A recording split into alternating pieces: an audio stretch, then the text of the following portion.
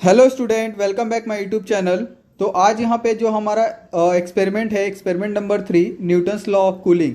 तो इसके अंदर हम लोग क्या सीखने वाले हैं, यहाँ पे आपको एम दिया गया है कि to study the relationship between the temperature of a hot body and the time by the plotting a cooling graph, cooling curve. Okay, तो यहाँ पे हमारा जो मेन फोकस क्या होगा कि हम लोग एक कूलिंग कर्व बनाएंगे और वो कूलिंग कर्व किसकी मदद से होगा, न्यूटन्स लॉ की मदद से हम लोग यहाँ पे प्लॉट करने वाले हैं। ओके, और यहाँ पे अगर आप देखोगे तो यहाँ पे आपको अपैरेटस दिया गया है कि आपको इसके अंदर क्या क्या चीज़ें लगेगी। जैसे यहाँ पे आपको कैलोरीमीटर दिया गया है, ओके, कांस्टेंट टेम्परेचर इनक्लोजर है, उसके बाद यहाँ पे आपको एक थर्मामीटर दिया गया है, स्टॉप कॉक दिया गया है, हॉट वाटर बाथ, ये सारी चीज़ें यहाँ पे आपको लगने वाली है।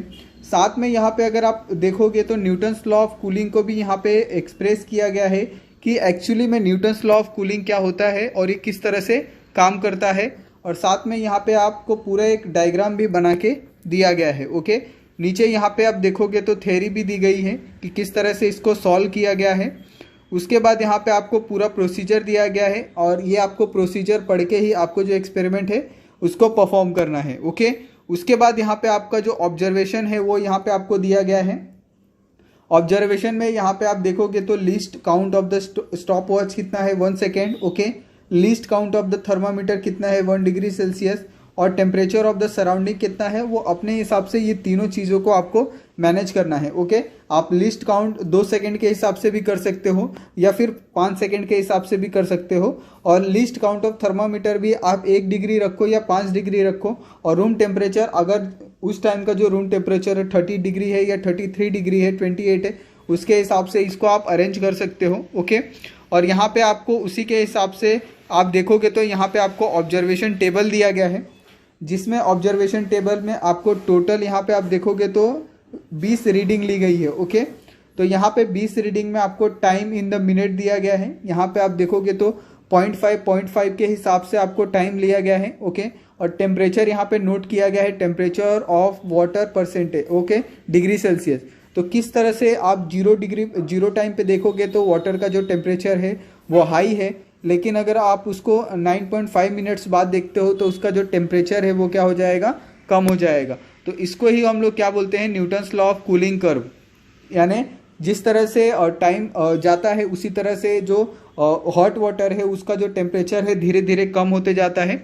तो अगर मैं बोलूँ तो इसका जो ग्राफ है वो किस तरह से आएगा, यहाँ पे इस तरह से आपको ग्राफ मिलेगा। ठीक है, उसके बाद अगर हम लोग देखें, यहाँ पे आप देख लो, यहाँ पे आपको जो ग्राफ है वो भी हमने यहाँ पे बताया था कि जो ग्राफ है आपको इस तरह से यहाँ पे ग्राफ देखने को मिल रहा है। यानी ये सबसे मैक्सिमम यहाँ पे जो टेम्परेचर होगा और यहाँ पे होगा सबसे मिनिमम टेम्परेचर। ठीक है, यानी जैसे जैसे टाइम चले जाएगा वैसे वैसे ये टेम्परेचर क्या होगा, कम होगा।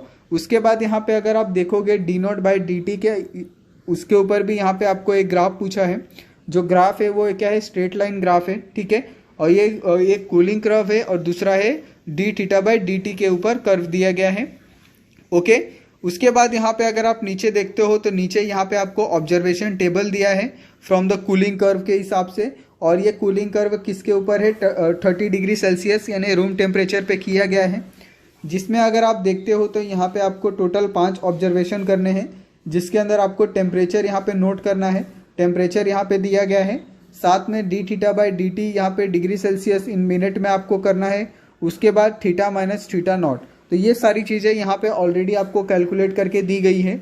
आपको आप जो भी एक्सपेरिमेंट कर रहे हो, अगर उसके अंदर आपको दूसरा रीडिंग आता है तो आप वो रीडिंग लिख सकते हो या फिर आप इस रीडिंग के साथ जा सकते हो। ओके, उसके बाद यहाँ पे अगर आप देखोगे तो यहाँ पे आपको रिजल्ट भी दिया गया है। तो रिजल्ट के अंदर यहाँ पे आप देखोगे तो रिजल्ट में आपको जो ग्राफ है वो ग्राफ के अंदर आपको कौन सा टेम्परेचर मिल रहा है, रूम टेम्परेचर बाय ग्राफ, ये आपको नोट करना है और यहाँ पे आपको लिखना है। ठीक है, तो ग्राफ के हिसाब से यहाँ पे जो रूम टेम्परेचर है वो कितना है, 26 डिग्री सेल्सियस। ओके, तो आपको कितना आता है उसके हिसाब से यहाँ पे आपको ग्राफ प्लॉट करना है। ठीक है, उसके बाद यहाँ पे कुछ क्वेश्चन आंसर पूछे गए हैं।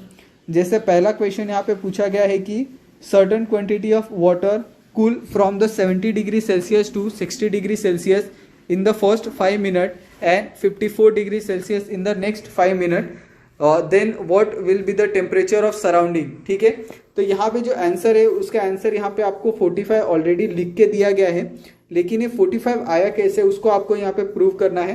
तो यहाँ पे आप देखोगे तो 60 - 70/5, उसके बाद 54 - 60/5, और इन दोनों को यहाँ पे करके यहाँ पे टेम्परेचर 45 लाया गया है। ओके, यानी 90 का हाफ कितना हो जाएगा 45। ओके, उसी तरह से यहाँ पे अगर आप देखोगे तो सेकंड वाला जो क्वेश्चन है कि you take an ice cream out of the freezer kept at the -18 degree Celsius outside at the 32 degree Celsius.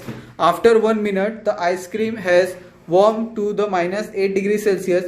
What is the temperature of ice cream after 5 minutes? ठीक है, तो यहाँ पे अगर आप देखते हो कि अगर आप कोई भी अगर फ्रीजर से अगर आइसक्रीम निकालते हो तो फ्रीजर के अंदर का जो टेम्परेचर होता है वो माइनस में होता है, और जो बाहर का रूम टेम्परेचर होता है ऑफकोर्स आपके सराउंडिंग के हिसाब से रूम टेम्परेचर भी चेंज होता है। ठीक है, तो कहीं का भी रूम टेम्परेचर अगर आप कंसीडर करते हो तो 30+ ही होगा। तो उसके हिसाब से अगर आपने माइनस में से अगर आप पॉजिटिव में आते हो, पॉजिटिव 30 में, तो ऑफकोर्स जो आइसक्रीम का टेम्परेचर है वो बढ़ने लगेगा, और उसी तरह से यहाँ पे जो टेम्परेचर है वो धीरे धीरे क्या हो जाएगा उसका बढ़ने लगेगा। तो पहले -18 था, तो अब धीरे धीरे क्या हो जाएगा -8, उसी तरह से फिर 0, 1, 2, 3, 4। तो इस तरह से क्या आपकी जो आइसक्रीम होगी क्या होगी धीरे धीरे मेल्ट होने लगेगी। और उसके बाद यहाँ पे आपको पूछा है कि आफ्टर 5 मिनट जो आइसक्रीम का टेम्परेचर होगा वो कितना होगा। तो आइसक्रीम का जो टेम्परेचर होगा वो कितना होगा 15.6 डिग्री सेल्सियस।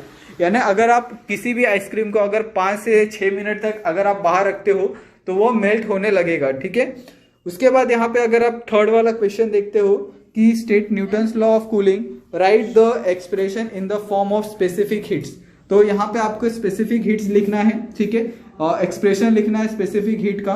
तो यहाँ पे अगर आप देखोगे तो स्पेसिफिक हीट के ऊपर यहाँ पे पूरा आपको एक डिस्क्रिप्शन दिया गया है। ठीक है, न्यूटन्स लॉ ऑफ कूलिंग का। तो इस तरह से यहाँ पे आकर नीचे आपको ग्राफ भी प्लॉट करके दिया गया है। ठीक है, ये देखो आपका जो ग्राफ है वो किस तरह से आएगा। ठीक है, यहाँ पे मैं आपको ग्राफ दिखा देता हूँ कि ग्राफ आपका किस तरह से है। ये आपका क्या है y एक्सिस है, और ये आपका क्या है x एक्सिस है। ठीक है, तो आपका जो ग्राफ है ये ग्राफ इस तरह से आएगा, यानी जो पहले इसमें दिखाया गया था। ठीक है, यानी यहाँ से ये जो आपका y एक्सिस है और ये जो आपका x एक्सिस है ये आपका ओरिजिन है। तो यहाँ से y से क्या होगा, जो आपका टेम्परेचर है वो नीचे कम होते जाएगा। ठीक है, और यहाँ पे आपका क्या आएगा टेम्परेचर आएगा। ठीक है, और यहाँ पे आपका टाइम आएगा। तो इस तरह से जैसे जैसे टाइम बढ़ता जाएगा वैसे वैसे क्या होगा कि टेम्परेचर है वो कम होते जाएगा। उसी हिसाब से आपको क्या करना है, ग्राफ प्लॉट करना है। उसके बाद अगर आप सेकंड वाला ग्राफ देखते हो dθ/dt। ओके, अब तो ये वाला ग्राफ स्ट्रेट लाइन ग्राफ है जो ओरिजिन से पास होगा। ठीक है, इसके अंदर आपको 3-4 पॉइंट्स मिलेंगे, उस पॉइंट के हिसाब से आपको क्या करना है, एक स्ट्रेट लाइन ग्राफ प्रिपेयर करना है। उसके बाद यहाँ पे अगर आप थर्ड वाला ग्राफ देखते हो तो थर्ड वाला ग्राफ भी इसी तरह से है। ये देखिए dθ/dt। तो इस ग्राफ में भी आप देखोगे तो यहाँ पे जो स्केल दिया है, साथ में यहाँ पे जो ग्राफ है वो किस तरह से है, ये भी स्ट्रेट लाइन ग्राफ है, लेकिन ये ओरिजिन से पास नहीं है। ठीक है, ये एक सर्टेन पॉइंट से पास हो रहा है y एक्सिस पे। तो इस तरह से आपका जो तीनों ग्राफ है वो आपको तीनों ग्राफ यहाँ पे प्रिपेयर करना है। ठीक है, तो इस तरह से जो हमारा एक्सपेरिमेंट नंबर 3 है फिजिक्स का वो यहाँ पे ख़त्म हो जाता है। अगर आपको इस एक्सपेरिमेंट में कोई भी डाउट होगा या फिर कोई प्रॉब्लम होगी तो आप लोग प्लीज़ हमें कमेंट करके बताइए कि आपको क्या दिक्कत है, हम लोग उसको सॉल्व करेंगे। और प्लीज़ आपसे मेरा रिक्वेस्ट है कि आप लोग हमारा जो टेलीग्राम चैनल है वो ज्वाइन कर लो। उसका जो लिंक है आपको डिस्क्रिप्शन में मिल जाएगा। वहाँ पे आपको हर चीज़ का अपडेट है वो टाइम टू टाइम मिलते रहेगा। तो गाइस आज के लिए बस इतना ही। अगर आपको वीडियो अच्छा लगा हो तो वीडियो को लाइक कीजिए, चैनल को सब्सक्राइब कर लीजिए और अपने दोस्तों के साथ भी इस वीडियो को शेयर करिए। Thank you so much guys, मिलते हैं नेक्स्ट वीडियो में नए अपडेट के साथ।